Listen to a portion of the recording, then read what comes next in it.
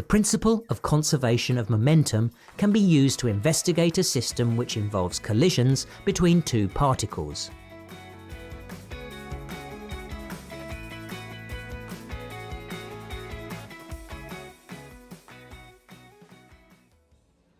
An air track minimises the effects of friction, so it is very useful for investigating motion.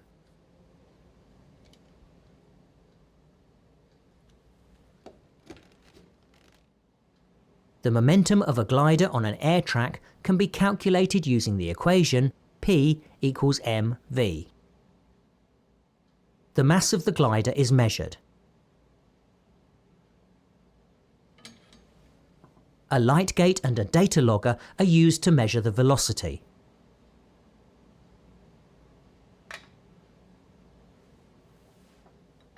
Now we are going to consider elastic collisions. These are collisions where kinetic energy is conserved. A glider is placed between the light gates. Another glider is placed at one end of the track. Both gliders have the same mass in this example. Glider 1 is set in motion towards glider 2. The data logger shows that the velocity of glider 1 is approximately the same as that of glider 2. Momentum and kinetic energy are transferred from glider 1 to glider 2. A collision between two moving objects is now considered. Both gliders are set in motion so that they collide at the centre of the air track.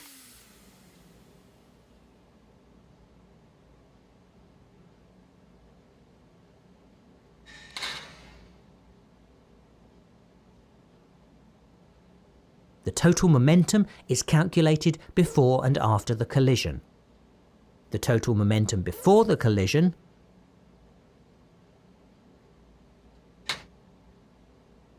is equal to the total momentum after the collision. Momentum is conserved in elastic collisions.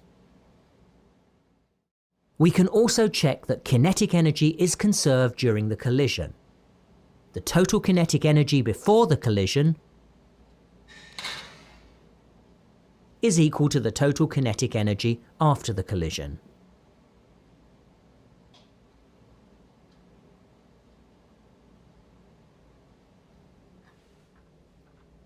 Now we are going to consider inelastic collisions. These are collisions where kinetic energy is not conserved. In an inelastic collision, the gliders stick together when they collide.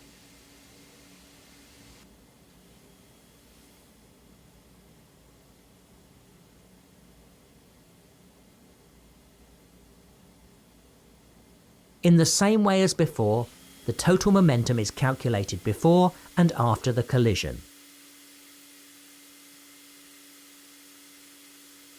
The total momentum before the collision is equal to the total momentum after the collision.